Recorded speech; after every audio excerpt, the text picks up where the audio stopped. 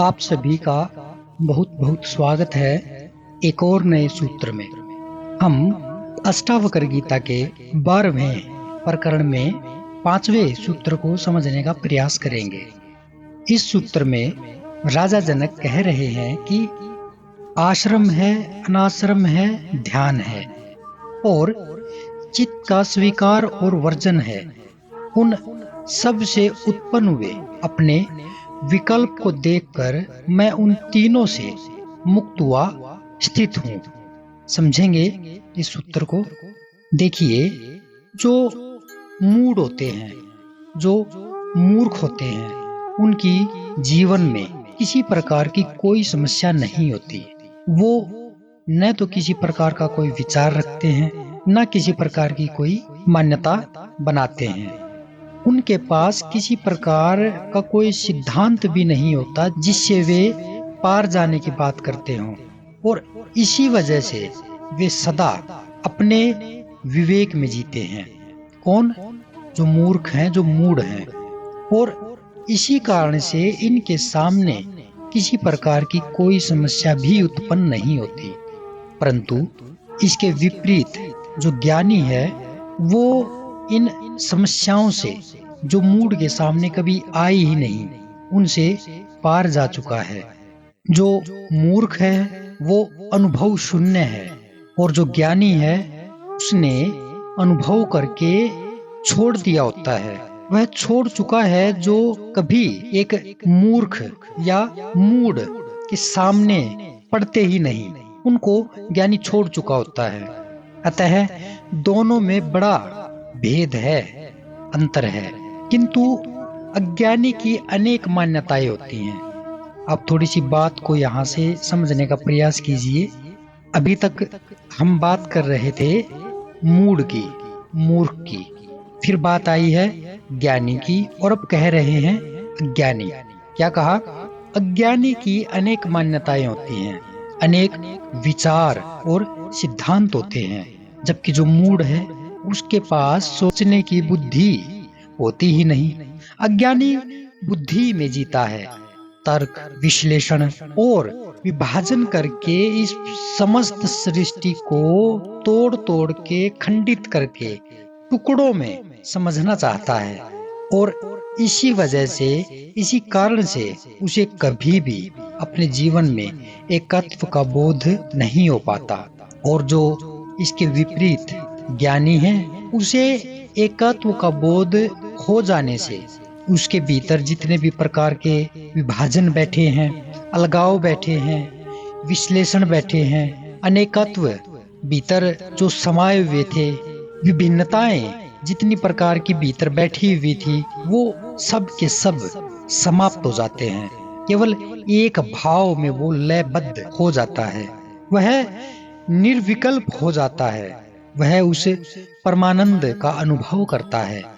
ये जितने भी प्रकार की वर्ण व्यवस्था है, यानी जिसमें ब्राह्मण, क्षत्रिय, वैश्य, शूद्र और अनेक प्रकार के जो आश्रम आते हैं, जैसे ब्रह्मचर्य, गृहस्थ, वानप्रस्थ, सन्यास्त, ये सारे के सारे जो आश्रम हैं, ये जो सारी की सारी व्यवस्थाएं हैं, ये तो अज्ञानियों के लिए हैं, जो विवेक की दृष्टि से स्वयं को, संसार को देख नहीं सकते। उनके लिए ये सीमाएं तय की गई हैं, ताकि इन व्यवस्थाओं से गुजरकर वह अपने व्यक्तित्व का, स्वयं का एक क्रमिक विकास आत्मा को उपलब्ध होने की तरफ कर सके। अब ये जरूरी नहीं है सभी आश्रम व्यवस्था या फिर जो ये वर्ण व्यवस्थाएं हैं, इन तरह की बातों का अध्यात्म में कोई स्थान नहीं है।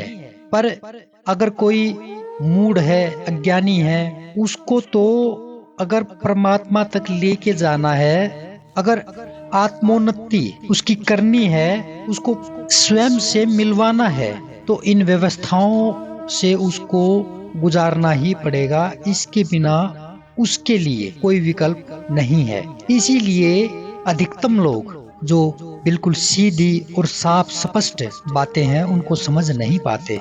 अगर श्रीमद् भगवत गीता की भी बात की जाए तो उसमें भी श्री कृष्ण अर्जुन को 18 अध्यायों तक लेकर के जाते हैं, तब अर्जुन को बात समझ आती है। और ये पक्का नहीं है कि उनको बात समझ आती है, लेकिन 18 अध्यायों तक श्री कृष्ण उनको भिन्न भिन्न प्रकार के उदाहरण देकर समाज को बतलाते हैं, नियमों को बतलाते हैं, इन आश्रमों के बारे में बताते हैं, ये जो व्यवस्थाएं हैं समाज में उनके बारे में बताते हैं। जब बता देते हैं और कोई विकल्प अर्जुन के पास नहीं बचता, तब जाकर के वो गांडीव उठाते हैं, युद्ध के लिए तैयार होते हैं। अन्यथा तो अर्जुन के प्रश्न कभी खत्म ही ना होते।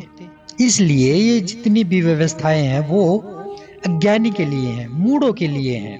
और इसी प्रकार से जो क्रम है और उसके जो फल का विधान है वो भी अज्ञानियों के लिए है। अज्ञानियों के लिए ही विभिन्न कर्मों का विधान है।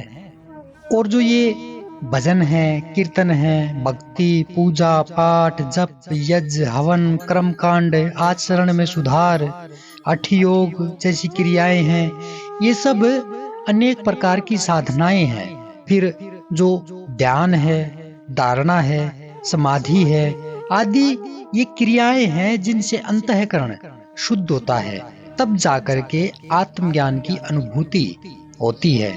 इसी प्रकार कुछ धर्म चित्त को स्वीकार करने की बात कहते हैं कि जैसा है वैसा स्वीकार कर लो, सब ईश्वरीय है, सब परमात्मा ने बनाया है, स्वीकार करने से तुम मुक्त हो जाओगे। तंत्र की भी यही मान्यता है। जो तंत्र के साधक हैं वो भी इसी बात को जानते हैं और मानते हैं, और इसी मान्यता के साथ अपनी तंत्र विद्याओं को वो आगे तक लेकर जाते हैं। हठ योगी हैं वो भी चित्त के वर्जन की बात कहता है। वो कहता है कि मन का निरोध करो, वासना को भोगने से रोको, उसकी एक भी मत सुनो, एक भी मत मानो, वही भटकता है। और एक हठ योगी ये भी कहता है कि शरीर को भी सताओ, क्योंकि उसी से तुम विषयों में फंसे हो। उसको नंगा, भूखा, उसको कोड़े लगाओ, इसे सर्दी और गर्मी में खूब सताओ, क्योंकि यही पापी है। इसी को जो एक हठ योगी है, तपस्या करने वाला है, उसको तप मानता है, इसको तप कहता है। और जो अध्यात्म है, जो सीधा शुद्ध ज्ञान है, जो उपनिषद है, वो इन सब से परे कह रहे हैं कि ये सब आखिर किस लिए है। क्या शरीर को सताने से, कोड़े लगाने से, भूखा मारने से क्या सत्य प्राप्त हो जाएगा? जो बात इतनी करीब है, स्पष्ट है, उसके लिए इतना कर्म कांड क्यों? और ऐसा जो मानता है कि ये सब कर्म कांड करने से और ऐसे योग करने से, भूखा नंगा रहने से, कोड़े लगाने से अगर आत्मज्ञान होगा, मुक्ति होगी, तो ये सारी की सारी धारणाएं केवल और केवल अज्ञानियों के लिए साधना सूत्र हैं। उनके ये काम आ सकती हैं, उनके लिए काम में लाई जानी चाहिए, क्योंकि वो शरीर को, वो मन को बहुत बड़ा मानते हैं। वो अध्ययन करने से, स्वयं के साथ साक्षात्कार करने से डरते हैं। इसलिए उनको तप जैसी, जप जैसी और मालाओं जैसी क्रियाएं देना अनिवार्य हो जाता है। किंतु यहाँ जनक आत्मज्ञान को उपलब्ध हो गए हैं, उन्हें वह सब मिल गया है जिसे प्राप्त करने के लिए ये सब कर्म कांडों से गुजरना पड़ता है। इसलिए वो कहते हैं कि अब मेरे लिए न कोई आश्रम है, न कोई अनाश्रम है, न ध्यान है, न चित्त का स्वीकार है, न वर्जन है, कुछ भी नहीं है।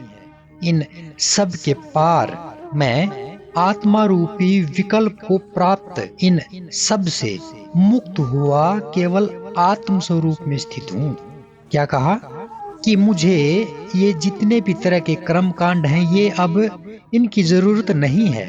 और आत्मज्ञान को प्राप्त होने के बाद मुझे पता चला कि ये सारी की सारी धारणाएं, ये सारी की सारी व्यवस्थाएं, क्रियाएं तो केवल अज्ञानियों के लिए हैं, मूर्खों के लिए हैं।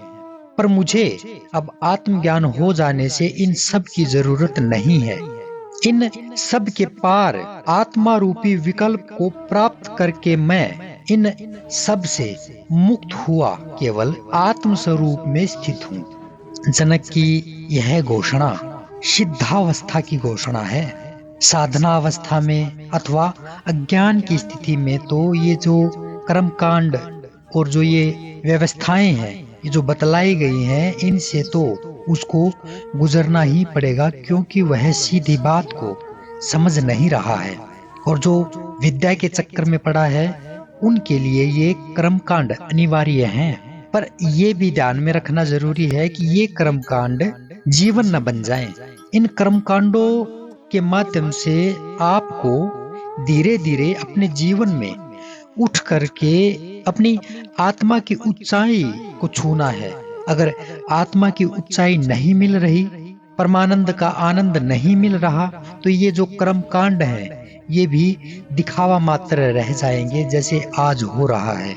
एक व्यक्ति पूरे जीवन वही माथे पे तिलक, वही सुबह उठकर पत्ते तोड़ना, फूल तोड़ना, मंदिरों के चक्कर काटना, ये पूरी जिंदगी अपने आप को उसमें खपा देता है, लेकिन इसके ऊपर वो कभी नहीं बढ़ता। इसलिए उसके जीवन में दुखों की एक श्रृंखला बंधी रहती है। जैसे ही मंदिर से बाहर निकलता है, दुखों का अंबार उसके जीवन में लग जाता है। इसलिए उसे यह जानना चाहिए कि ये तो केवल माध्यम है। मंदिर जाना, जनेऊ बांधना, अपने संकल्प चुनना, हठ योग करना, ये विकल्प मात्र हैं। इनका प्रयोग करके उस परमात्मा की तरफ, उस एकत्व की ओर जाना है। अगर उसकी ओर जाने में रुकावटें पैदा हो रही हैं, तो उसको एक बार फिर से देखिए, सुनिए। और जो संतों ने इसके बारे में बताया है, सतगुरुओं ने इसके बारे में बताया है, बुद्धों और कृष्णों ने इसके बारे में जो बताया है, उसको बार बार पढ़िए। बिना पढ़े आप अगर ये कर्म कांड करेंगे, अगर इन विधियों में जाएंगे, तो ये उस मरे हुए सांप के समान हो जाएंगे जो गले में पड़ा है, जो रह रह कर तुम्हें डराता रहेगा, पर इससे मुक्त कभी ना हो पाओगे। इसलिए यहाँ पे ये कहना पड़ रहा है कि ये जितनी भी प्रकार की साधनाएं हैं जो अज्ञानी के लिए हैं, उनको तो इनसे गुजरना ही पड़ेगा। जिनको बोध न हो सके, उनके लिए कोई न कोई विधि अवश्य ही पकड़ानी पड़ती है, और किसी विधि का न अपनाना भी विधि है, किंतु इसे पकड़ना कठिन है।